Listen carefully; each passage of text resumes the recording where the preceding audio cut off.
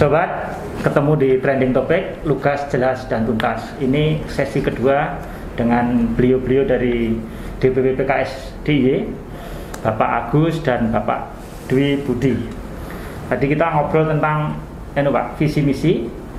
Tadi disebutkan jumlah kader harus mencukupi, terus kemudian yang berkualitas, tidak hanya jumlahnya banyak tapi dituntut untuk kualitas. Tadi disebutkan 30 ribu ya. Iya. Itu mungkin breakdownnya bagaimana Pak? Apakah kayak di tempat saya misalnya di kelurahan itu harus minimal ada berapa begitu yang harus aktif begitu, atau bagaimana Pak? Iya.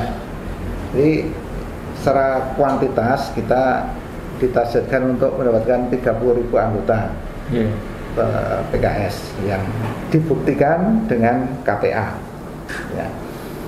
Artinya tidak hanya klaim tapi juga dibuktikan secara administratif. Itu secara kuantitas. Kemudian secara kualitas kita juga punya standar kualitas kader gitu ya. Ya, kualitas kader itu paling tidak mencakup 3 hal. Yang satu adalah masalah keislaman, karena ini kita partai Islam. Yeah. Yang kedua wawasan kebangsaan, karena kita adalah bagian dari bangsa Indonesia. Dan yang ketiga adalah wawasan kepartaian, artinya bagian dari keterampilan yang kaitannya dengan pengetahuan kepartaian. Ya. Kualifikasinya seperti itu. Nah, adapun penyebarannya ya sesuai dengan amanat dari musyawarah wilayah, ya kami harus memenuhi kepengurusan di 78 DPC tingkat Kapanewon ya, kecamatan.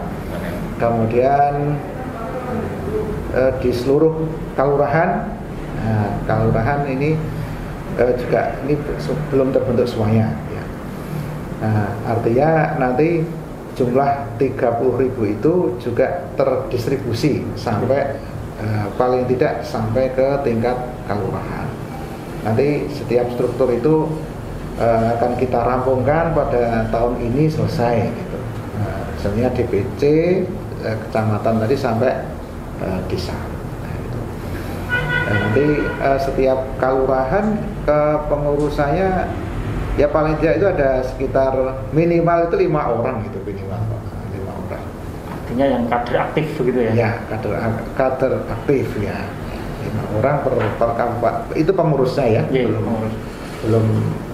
belum sampai kepada anggotanya kan. Kalau di DIY ini persebarannya bagaimana Pak? Atau ada wilayah-wilayah yang perlu perhatian ekstra atau bagaimana? Ya, kalau tingkat persebaran kader itu kita masih seperti demografi DIY gitu. Tetap jumlahnya yang paling besar tuh ya di Sleman, Kota Bantul itu yang paling banyak. Kemudian diikuti daerah barat yaitu Kulon Progo dan timur begitu. Itu untuk kuantitas ya Pak ya.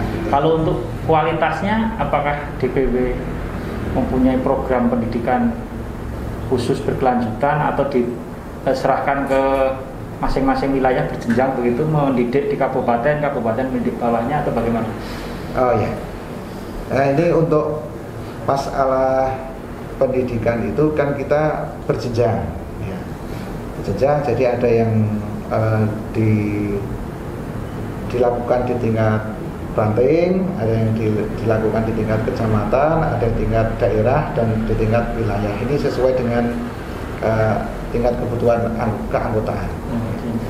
Jadi kita tidak ingin hanya tersentral di wilayah, tapi sekarang sudah mulai kita distribusikan ke daerah, kabupaten, kota, dan kita berikan bahkan mulai tahun ini Pak Dwi ya, kita berikan kewenangan sampai ke kecamatan gitu. Nah, ke DPC itu akan kita beri porsi untuk melakukan pendidikan pelatihan. Dan nanti kami yang di DPW ini membackup, membuat sistem pelatihannya, kemudian TFT-nya, training for trainers-nya, dan kemudian juga kami meneruskan para trainernya atau para pembicaranya. Ternyata ngomong partai tidak semudah yang dibayangkan ya, ada pendidikan, perekrutan dan lain-lainnya. Itu amanat undang-undang. Iya. Amanat undang-undang itu pendidikan politik itu harus dilakukan oleh partai politik. Jadi partai politik hanya berorientasi pada kekuasaan saja, tapi juga harus melakukan pendidikan. Iya, Pak. Nah, tadi kita kan sudah ngobrol tentang visi misi, tadi disinggung soal apa jumlah kader dan lain sebagainya. Kalau terus untuk program sendiri gimana, Pak? Itu mungkin bagian dari program yang tadi dijelaskan juga ya? Iya. Programnya Pak ya? Iya. Ya, programnya tadi saya sampaikan yang pada tahun pertama ini adalah untuk membentuk struktur 100% sampai ranting ya, sampai kelurahan. Ya. Nah ini kami sedang memantau perkembangannya di tiap kabupaten kota. Kami pantau ya alhamdulillah sudah tingkat pencapaiannya sudah baik, tapi mau kita aktifkan beberapa, ada terbentuk tapi belum aktif gitu ya.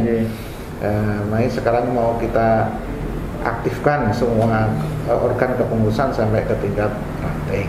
Itu yang pertama. Kemudian yang kedua, kami juga punya sayap perempuan. Sayap perempuan itu ini konsentrasinya di tema keluarga gitu. Makanya sayapnya namanya Rumah Keluarga Indonesia, ya, RKI ini. Nah, ini juga kami targetkan setiap kelurahan itu punya Rumah Keluarga Indonesia. Ini baru nih, Pak. Ini sebelumnya sudah lama sebenarnya, sudah lama. Cuman ini diaktifkan lagi ya, kita kuatkan sampai tidak setiap kelurahan itu punya lembaga RKI. Nah, karena RKI ini konsennya kepada keluarga, ya, keluarga, karena memang 50% lebih ya penduduk DIY itu adalah perempuan. Nah, kemudian kita menginginkan bahwa keluarga di DIY ini menjadi keluarga yang kokoh, punya ketahanan keluarga. Makanya kami membentuk RKI ini adalah untuk mensupport tadi para keluarga di daerah-daerah itu. Nah, itu ya programnya ada yang bentuknya konseling keluarga, ya Mas.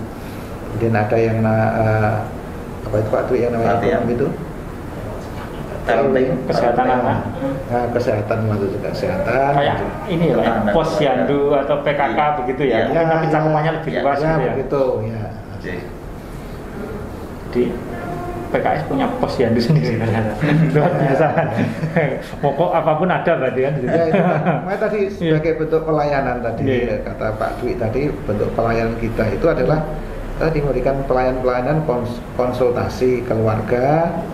Ya, kita juga kita inginkan keluarga Indonesia itu keluarga yang harmonis, keluarga yang kuat. Nah, sementara di beberapa tempat ini kan angka perceraian gitu ya Mas ya, angka perceraian itu cukup tinggi. Kemudian tingkat pendidikan, tingkat kepesertaan pendidikan itu juga kami dorong. Ya, kita juga sinergi pemerintah biar anak-anak itu juga jangan sampai ada hambatan untuk tidak bersekolah. Nah, salah satu yang menjadi ujungnya adalah ya RKI. Kemudian program yang lain Bapak? Nah, kemudian segmen kepemudaan ya, segmen kepemudaan ini segmen kepemudaan itu juga kita punya sayap namanya Garuda Keadilan. Ya. Nah, ini teman-teman yang ada di sini ini salah satunya adalah teman-teman dari Garuda Keadilan gitu ya.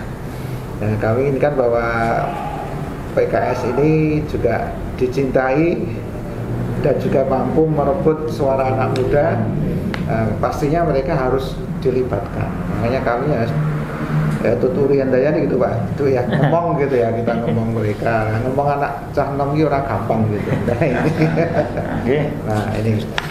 Ini yang saya pemuda, kemudian berikutnya itu saya kewirausahaan Mas ya.